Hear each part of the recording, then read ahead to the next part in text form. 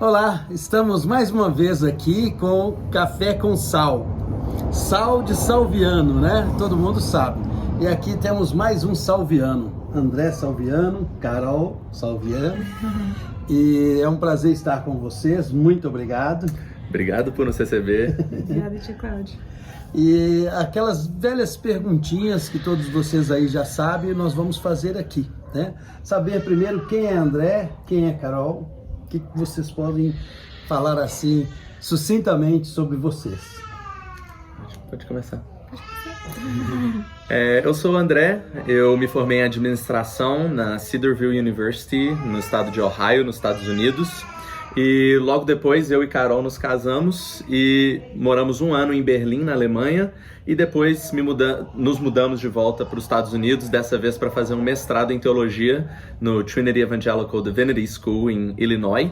E acabamos de voltar para Belo Horizonte, onde vamos morar agora.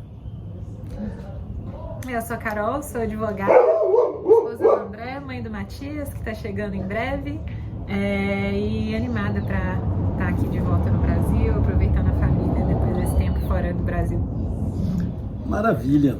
O que vocês podem nos dizer assim, o que vocês estão fazendo, vão fazer, né? Um pouco da experiência de vocês. Então, a ida para os Estados Unidos dessa segunda vez para fazer um mestrado em teologia foi já com o intuito de poder voltar agora juntos para que eu pudesse servir ao lado do meu pai, Nelson, que por mais de 20 anos tem liderado uma escola aqui em Belo Horizonte chamada Scali, Escola para Capacitação de Liderança Evangélica. E o nosso foco é servir igrejas e pastores e líderes que já estão servindo, mas não tiveram oportunidade de treinamento teológico formal. Então a gente vai onde o aluno está e nosso foco é capacitá-los em pregação. Pregação bíblica, ou que muitos chamam de pregação expositiva. Então a nossa vinda aqui, nossa estadia aqui é para servir a igreja, é para servir a Scali. E nós estamos com uma surpresa grande, trazendo o nosso primeiro filho, Matias. E a Carol pode falar da gestação. Graças a Deus tem sido uma gestação muito tranquila, um neném saudável, e a gente está aí nessa experiência de ter passado pela metade da gestação nos Estados Unidos, agora podendo curtir a segunda metade com a família aqui no Brasil, e temos sido muito abençoados, graças a Deus. Que bom, né? Nelson Salviano, né, meu irmão, e a Scali, né, essa escola é uma escola que a gente tem muito carinho, e vamos falar um pouco mais da escola em si quando entrevistarmos também o Nelson, né? Mas, André, eu queria ouvir de você assim, as maiores experiências ou algumas das maiores, né, que vocês tiveram, seja individualmente ou vocês dois, né, que vocês possam passar assim para aqueles que estão nos ouvindo. Uma experiência que Deus esteve ao lado de vocês, como sempre esteve, mas que vocês vejam como uma das maiores experiências, por exemplo, que vocês já tiveram, né? Pode ser algo individual ou como casal. Tem algumas que vêm à mente. Eu vou contar uma mais individual, talvez a Carol vai falar do nosso último ano, que tem sido de muitas experiências com Deus como casal. Eu vou contar de uma experiência no tempo de faculdade. Para dar um pouco de contexto, eu fui para os Estados Unidos para fazer faculdade através do futebol. Tentei por muitos anos ser jogador de futebol no Brasil, mas não deu certo. Mas ainda assim consegui usar o futebol como uma ferramenta para conseguir uma bolsa de estudos nos Estados Unidos, jogar futebol lá. E inicialmente o plano era continuar uma carreira de futebol lá. Já tinha o chamado ministerial, mas pensava que isso era algo muito para frente. E Deus mudou as coisas nesse caminho, mas teve um fator que influenciou minha decisão de cortar cedo minha carreira no futebol, que foi uma lesão grave que eu tive. Logo na minha primeira semana do primeiro ano de faculdade, eu rompi o ligamento cruzado anterior do joelho esquerdo. E a recuperação da lesão em si, ela foi muito difícil, longe de casa. Tive a ajuda do meu pai, que foi me visitar logo depois da cirurgia, mas para quem já passou por uma uma lesão assim, sabe, que envolve muito tempo de fisioterapia, muito cuidado, muito esforço. E além de tudo isso, os Estados Unidos, para aqueles que não sabem, tem um sistema de saúde muito diferente do Brasil. Não há o sistema gratuito, que a gente tem aqui, o SUS, e o sistema pago, privado, que é o único que existe, ele é muito caro. E a minha cirurgia, ela teoricamente, eu já tinha o seguro que eu tinha contratado, e o seguro era para cobrir tudo. Só que o seguro, poucas semanas depois da cirurgia, me mandou a primeira carta dizendo que era para eu pagar a cirurgia. E os valores eram astronômicos, isso foi há 10 anos atrás e na época eram mais de $50 mil. Que em reais você pode fazer a conta aí, quanto que era. Então era inacessível para mim, para minha família, para qualquer um. E aquilo começou a gerar uma ansiedade em mim muito grande. Especialmente estando à distância, eu recebendo aquelas coisas, primeiro ano de adulto, morando fora, sozinho, tendo que resolver essas coisas e passando por toda a transição de estar longe. E chegou a primeira carta, eu liguei para o seguro, eles me explicaram coisas que eu não entendi, mas justificaram lá por que eu teria que pagar. E a partir disso foi vindo uma carta atrás da outra. Quase todo dia eu recebi uma carta diferente, com uma cobrança diferente e ligações. E aquilo foi consumindo minha mente, comecei a não conseguir dormir direito, comecei a ter problema de estômago toda hora, eu tinha dificuldade de respirar às vezes, e enquanto isso, estudando e fisioterapia o dia todo, e com muitas coisas na minha cabeça, e aquilo foi me dando uma ansiedade muito grande, que me consumia. Até que chegou um momento que eu comecei a, com maior atenção, me virar para a palavra de Deus e me virar para o Senhor em oração. E o Senhor começou a falar comigo através da sua palavra. Eu me lembro de procurar por textos que falavam especialmente sobre ansiedade, e até hoje eles me vêm à mente. Lucas capítulo 12, Salmo 63, 1 Pedro 5, Filipenses 4, textos que se encaixavam com a situação de vida em que eu estava, que parecia que Deus sabia que pessoas como eu passariam por aquela situação. E eu, em meditação na palavra de Deus, me vinham à mente aqueles textos.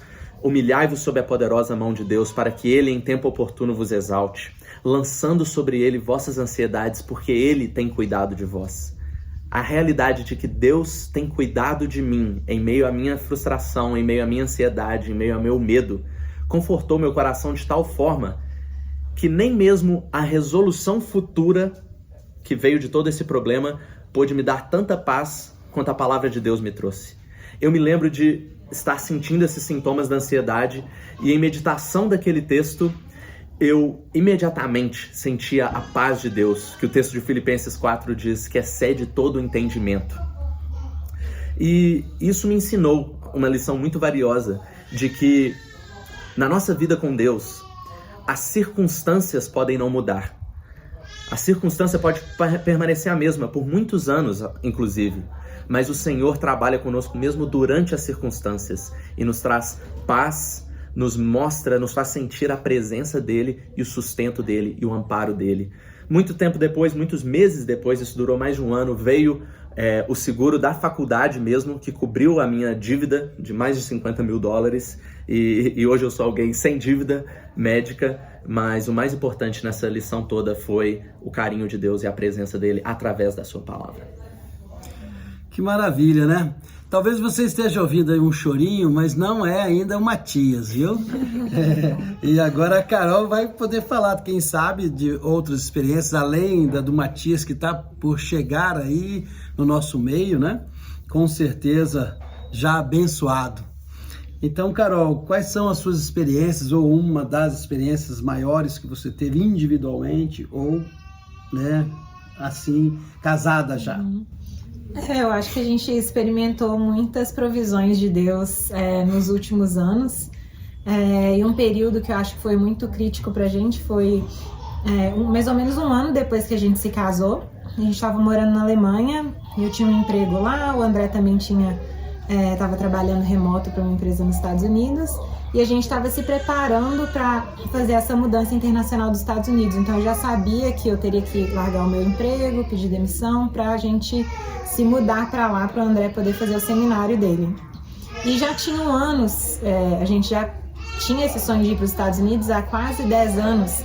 Então já tinham anos que a gente se preparava para ir e pesquisava tipos de visto para que eu pudesse trabalhar lá também.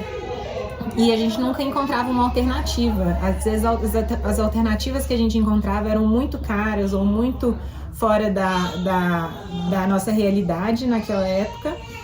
E bem próximo da nossa ida, nós experienciamos várias provisões assim, que mudaram completamente a nossa situação em questão de meses. Assim. A primeira delas foi descobrindo através da escola, numa conversa muito informal, muito casual, que haveria um visto de estudante, que a única diferença dele para o que a gente estava inicialmente interessado era que eu poderia trabalhar.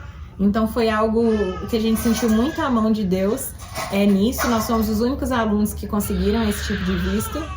Então foram uma série de provisões. Depois a gente descobriu o tipo de visto que a gente precisava. A gente ainda precisava conseguir o visto de fato.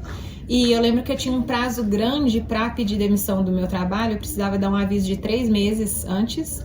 E o nosso visto saiu 2 dias antes desse prazo acabar. Então foi assim uma resposta de oração e Deus agiu exatamente na hora que a gente precisava. Chegando nos Estados Unidos também, eu tive que ficar um tempo sem trabalhar para receber a autorização de trabalho, que é tirada depois da gente já entrar no país.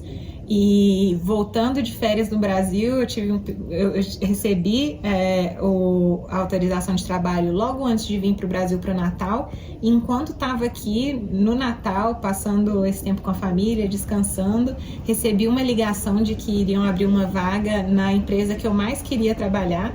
E nas férias ainda, na época de Natal, eu consegui essa proposta de emprego e já voltei trabalhando. Então foi uma fase assim, com muitas coisas acontecendo, muitas ansiedades, muitos estresses, mas que a gente viu a provisão de Deus agindo de uma forma muito milagrosa em cada passo do caminho.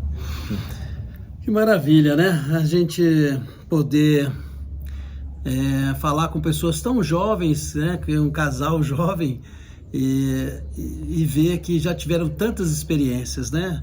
Então a gente sempre quer deixar bem claro aqui no nosso podcast que o nosso objetivo é isso. Talvez você que esteja nos ouvindo e passando por experiências assim, morar fora, ter seus próprios desafios, né, como jovens, e que Deus possa também dar a vocês a mesma força que deu a André e Carol, né? E agora, uma última pergunta. O que vocês falariam, né, para essas pessoas, né? São jovens, adultos, e eu acredito que até crianças veem esse podcast. Qual a mensagem que vocês teriam hoje para dar para essas pessoas que nos ouvem?